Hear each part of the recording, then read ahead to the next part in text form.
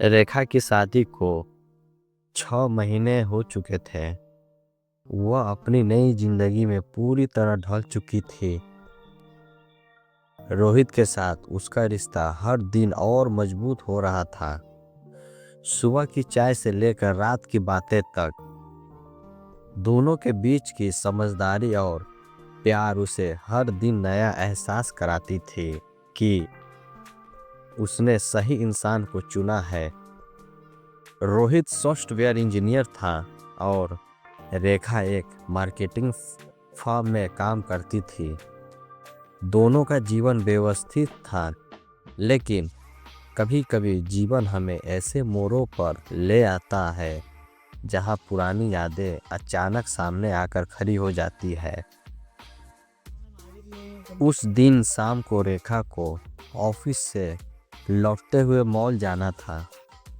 उसे रोहित के लिए एक सरप्राइज गिफ्ट लेना था, क्योंकि अगले हफ्ते उसकी शादी के 6 महीने की सालगिरह थी। उसने सोचा नहीं था कि यह दिन उसकी जिंदगी में एक अप्रत्याशित मोड़ लेकर आएगा। वह एक दुकान से बाहर निकली ही थी कि अचानक किसी ने उसका नाम पुकारा, रेखा। उसका दिल एक पल के लिए तेज धड़कने लगा। यह आवाज जानी पहचानी थी, लेकिन फिर भी अचानक सुनकर वह थोड़ी असहज हो गई। उसने मुड़ कर देखा। सामने आदित्य खड़ा था। वही आदित्य जिससे कभी उसने बेइंतहा मोहब्बत की थी। उसका चेहरा वैसा ही था, बस आंखों में थोड़ी उदासी थी। कैसी हो? आदित्य ने हल्की मुस्कान के साथ पूछा। रेखा ने खुद को संयमित किया और मुस्कुराते हुए जवाब दिया, अच्छी हूँ, तुम कैसे हो? आदित्य ने सिर हिलाते हुए कहा, मैं भी ठीक हूँ। एक पल के लिए दोनों के बीच खामोशी छा गई। यह वही इंसान था जिससे उसने कभी शादी करने के सपने देखे थे, लेकिन वक्त और परिस्थितियों ने उन्हें अलग कर दिया था।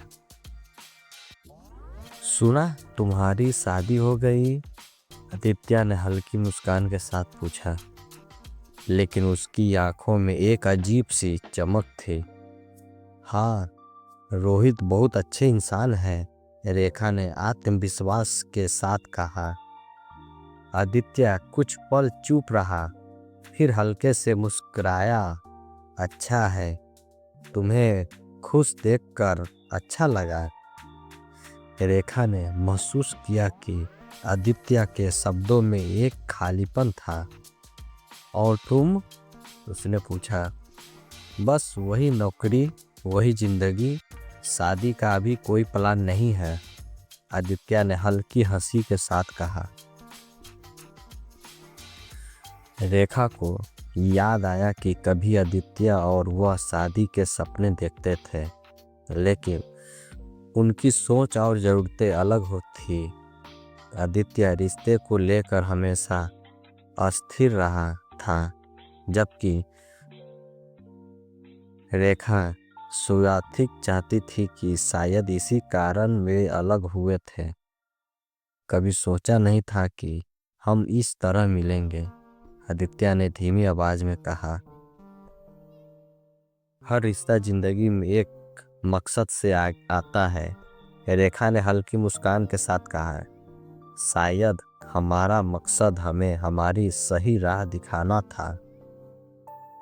आदित्य ने गहरी सांस ली और कहा, शायद तुम सही कह रही हो, मैं तुम्हें कभी पूरी तरह समझ नहीं पाया।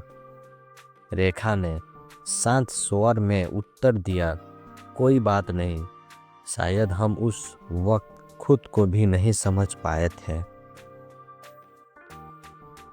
आसमान में सूरज ढल रहा था, जैसे वक्त भी अब आगे बढ़ने का इशारा कर रहा था। कभी कभी सोचता हूँ, अगर चीजें अलग होती तो क्या होता? आदित्य ने सवाल किया।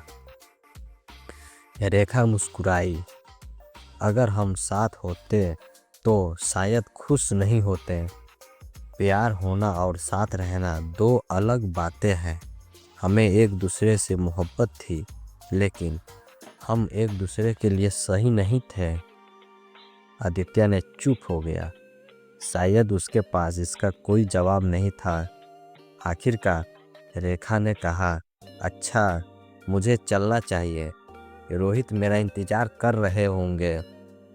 आदित्य ने मुस्कुराते हुए कहा, हाँ जरूर, खुश रहना रेखा।